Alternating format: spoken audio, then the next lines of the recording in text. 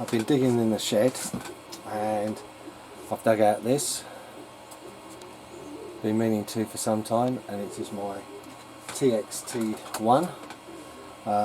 This is the aftermarket body I use for more rougher running, but when I'm testing it and all that in the garden, playing it a little bit, I'm going to put the proper original TXT-1 body on, which I do kind of like, the blue and the yellow.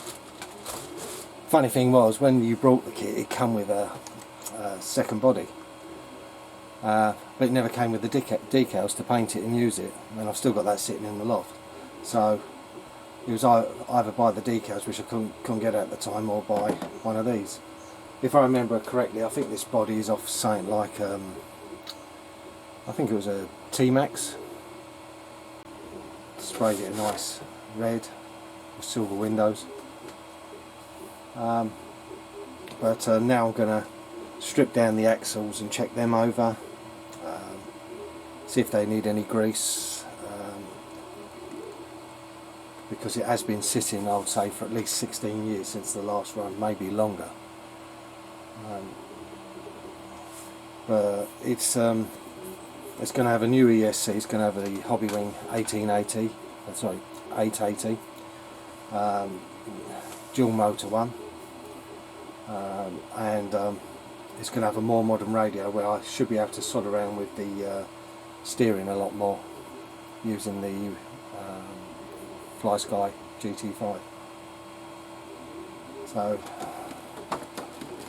this was really quite an interesting design.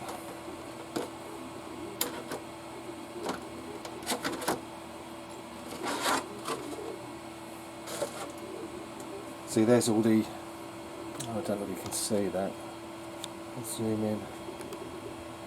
There's all the mechanical ESC stuff and all that. That is all coming out,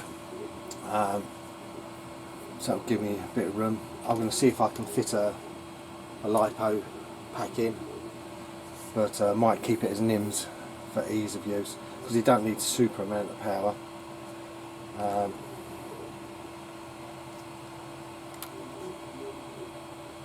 I'm going to have to be careful when I wire the motors that I get the motor the right way round, because having two motors together, you don't want to muck up having one running the wrong way, because that would just destroy the gears in the gearbox.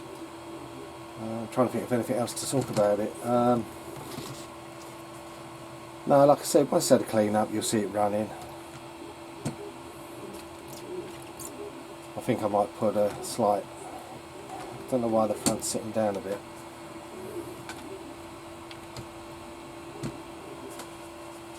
Now, once it's had a clean up, we'll see what it's like.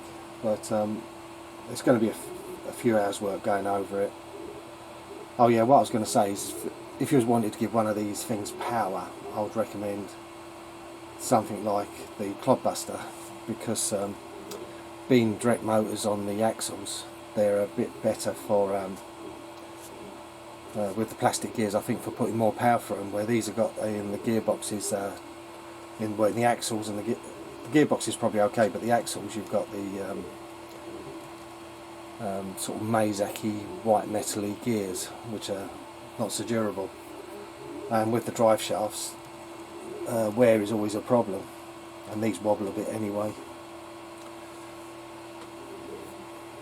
There we go, the truck has had a service, the gearbox is greased, the axles have been greased, and they weren't too bad, because I found a way of just taking the axle out and then just splitting the top half off and putting grease in that way. That's all it needed, so that was pretty cool.